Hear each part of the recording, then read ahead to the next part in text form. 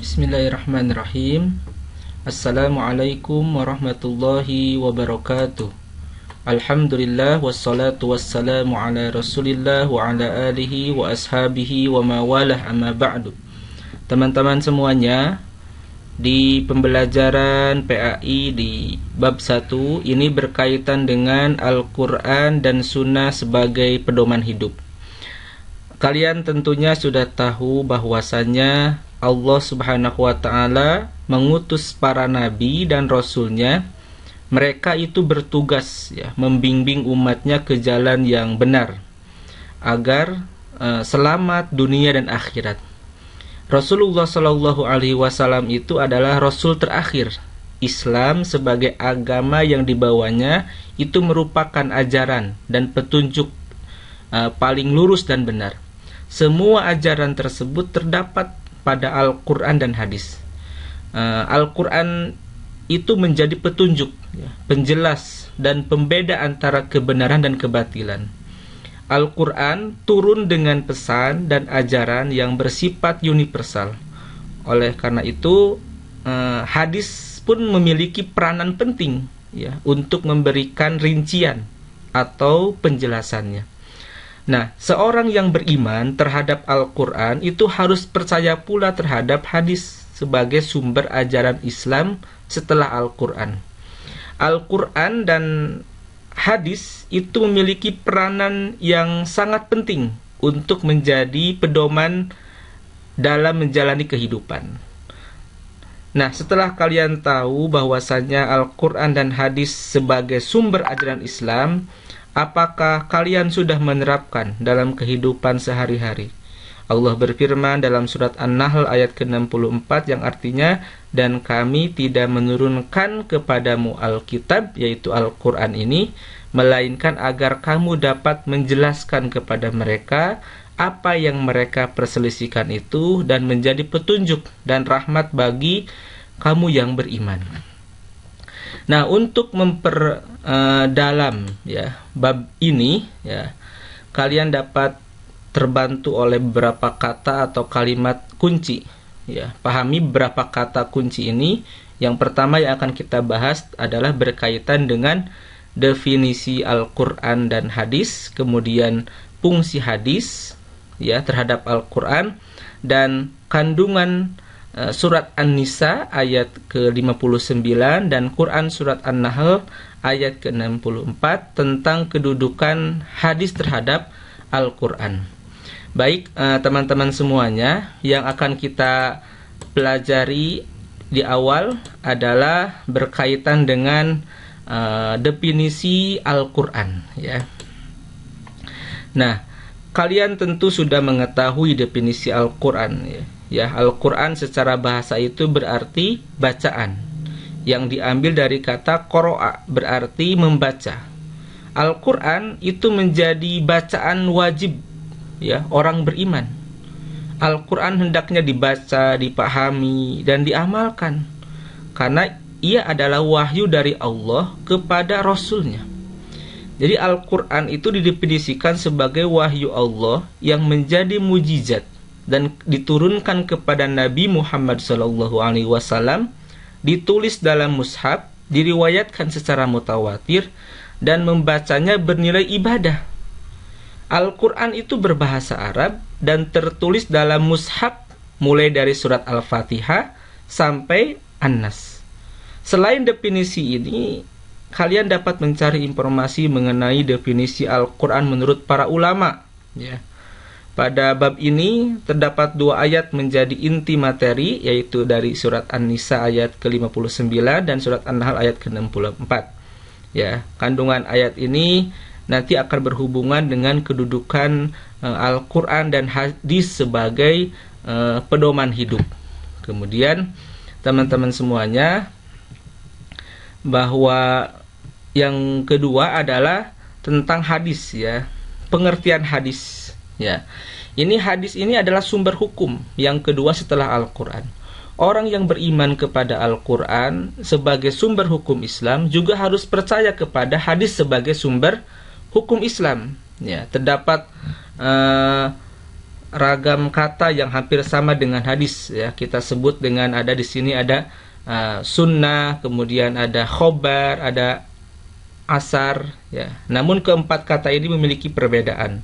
Yang pertama sunnah. Sunnah itu semua yang bersumber dari Nabi Shallallahu Alaihi Wasallam, baik perkataan, perbuatan, takrir, tabiat, budi pekerti atau perjalanan hidupnya.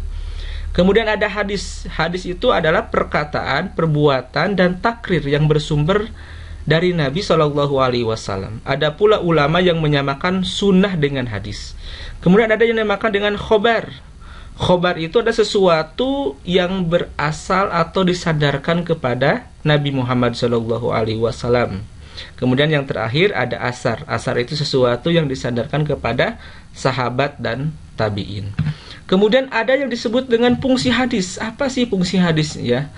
Kemudian fungsi hadis itu secara garis besar terdapat 4 fungsi ya. Pertama adalah bayan al-takrir, disebut juga dengan bayan al-takkid ya. Bayan al-takrir ini merupakan yaitu menetapkan dan memperkuat apa yang telah diterangkan dalam Al-Quran ya. Fungsi hadis ini memperkokoh isi kandungan Al-Quran. Kemudian yang kedua ada bayan at-tafsir, adalah penjelasan terhadap ayat-ayat yang memerlukan perincian atau penjelasan lebih lanjut, seperti pada ayat umum ya atau global, sehingga berfungsi hadis ini sebagai atau memberikan perincian, tafsir dan menafsirkan terhadap ayat-ayat yang masih mutlak dan memberikan pengkhususan terhadap ayat-ayat yang masih umum. Kemudian yang ketiga adalah bayan tasri, adalah memberikan kepastian hukum Islam yang tidak ada di dalam Al-Quran. Biasanya Al-Quran hanya menerangkan pokok-pokoknya saja. Contohnya misalkan zakat fitrah begitu ya. Kemudian yang keempat ada bayan al-nas ya. Secara bahasa berarti ibtal, artinya membatalkan ya, atau menghilangkan, atau memindahkan, atau mengubah ya. Bayan al-nasq ini adalah membatalkan atau ketentuan terdahulu, sebab ketentuan yang baru dianggap lebih maslahat begitu ya. Kemudian teman-teman semuanya, kita akan mengkaji atau kesimpulan ataupun isi kandungan dari surat An-Nisa ayat ke-59. Allah Subhanahu wa taala berfirman di dalam Al-Qur'an surat An-Nisa ayat ke-59, A'udzubillahi minasyaitonir rajim.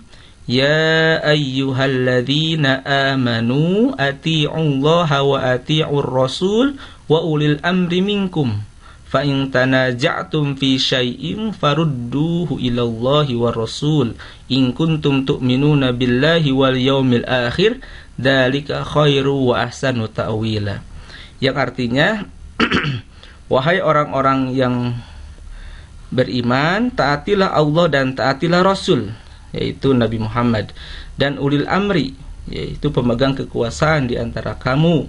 Kemudian jika kamu berpendapat tentang sesuatu, maka kembalikanlah kepada Allah dan Rasul. Jika kamu beriman kepada Allah dan hari kemudian, yang demikian itu lebih utama bagimu dan lebih baik. Kalau kita ambil kesimpulan dari kandungan surat An-Nisa ayat ke-59 ini adalah menjelaskan kepada kita untuk patuh dan taat kepada Allah Subhanahu wa taala, Rasulullah sallallahu alaihi wasallam dan pemimpin-pemimpin kita, serta menjadikan Al-Qur'an dan hadis sebagai sumber hukum. Itu penjelasan atau isi kandungan dari surat An-Nisa ayat ke-59. Berikutnya surat An-Nahl ayat 64, Allah berfirman, A'udzubillahi minasyaitonir rajim. Wa ma anzalna 'alaikal kitaba illa litubayyina lahumul ladzi ikhtalafu fihi wa hudaw wa rahmatan liqaumin yu'minun. Dan kami tidak menurunkan kitab, yaitu Al-Quran ini kepadamu Muhammad, melainkan agar engkau dapat menjelaskan kepada mereka apa yang mereka perselisihkan, serta menjadi petunjuk dan rahmat bagi orang-orang yang beriman. Kalau kita ambil kesimpulan dari isi kandungan surat An-Nahl ayat ke-64 ini adalah berkaitan dengan perintah kepada kita seluruh manusia apabila ada perdebatan dalam masalah agama seperti tauhid, takdir dan hukum, ya, agar dikembalikan kepada Al-Quran dan hadis, karena Al-Quran ini dijadikan sebagai petunjuk dan rahmat bagi umat Islam, begitu. Kemudian teman-teman yang Bapak banggakan, berikutnya yang akan kita bahas adalah kesimpulan dari isi kandungan surat An-Nahl, surat An-Nisa yang harus kita pegang teguh dalam kehidupan kita sehari-hari. Yang pertama adalah setiap orang beriman harus taat kepada Allah Subhanahu wa Ta'ala dan Rasul-Nya. Kemudian sebagai orang beriman kita juga harus mentaati pemimpin, baik pemimpin dalam pemerintahan maupun para ulama. Kemudian apabila terjadi perdebatan ya, dalam masalah agama, agar kembali kepada Al-Quran dan hadis. Kemudian membaca Al-Quran dengan baik, memahami terjemah, membaca buku tafsir, kemudian membaca buku-buku yang berkenaan dengan hadis, kemudian berkonsultasi dengan guru berkaitan dengan bacaan atau kandungan dari Al-Quran dan hadis Nabi Muhammad SAW. Terima kasih teman-teman semuanya. Semoga yang disampaikan ada manfaatnya. Akhir kalam, Assalamualaikum warahmatullahi wabarakatuh.